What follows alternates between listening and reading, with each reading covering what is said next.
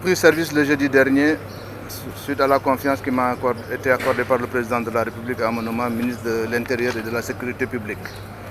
Et depuis hier, j'ai commencé une tournée de prise de contact dans les services du ministère.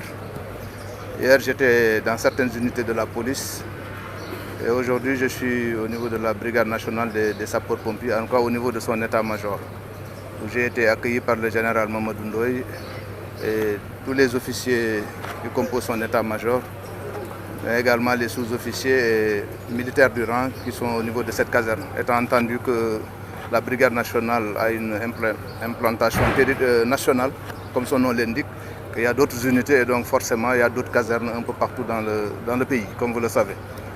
Donc mes premiers mots vont être des mots de remerciement à l'endroit du général Ndoye et de son état-major, et au-delà d'eux à tous les officiers, sous-officiers et militaires du rang de la Brigade nationale pour leur accueil et la visite guidée qui nous a permis de découvrir la panoplie de leur matériel, de leurs moyens d'intervention. Moyens qui, si impressionnants soient-ils, demeurent encore insuffisants par rapport à l'ampleur des risques qu'ils adressent, mais également par rapport aux nombreuses attentes des Sénégalais pour tous les types de menaces qui sont concernées par la riposte de cette brigade nationale des sapeurs-pompiers. Naturellement, ils ont fait un excellent travail de planification et de montée en puissance de cette brigade qui est à saluer. J'ai été séduit par la qualité du travail de planification qui a été fait. Parce que si vous ne planifiez pas, si vous n'avez pas de cap, vous posez les jalons de votre échec, c'est évident. Donc ce travail de planification a été bien fait, son exécution sur un plan stratégique qui va jusqu'en 2029, son exécution est en cours et c'est ça qui explique aujourd'hui le niveau d'équipement de cette brigade sous l'impulsion du général Mamadou Ndoye. Donc je voudrais les féliciter encore pour cet effort. Le reste, il est compensé tous les jours.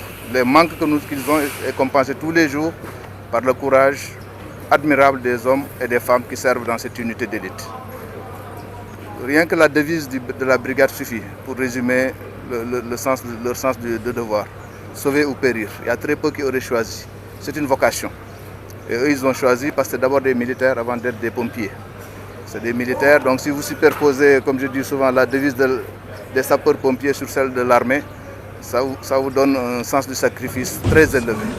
On nous tue, on ne nous déshonore pas, nous sauvons ou nous périssons. Voilà la devise de ces hommes et femmes, donc ils méritent notre respect. Et au nom du président de la République, au nom du Premier ministre, je voudrais leur rendre un hommage appuyé, mérité pour tout ce qu'ils font. Le hasard a voulu que cette visite coïncide avec les premières gouttes de pluie qui sont tombées sur Dakar. Donc c'est l'occasion de lancer un appel à tous nos compatriotes pour qu'ils fassent preuve de plus d'attention et de compréhension pour aider les sapeurs-pompiers à mieux les secourir.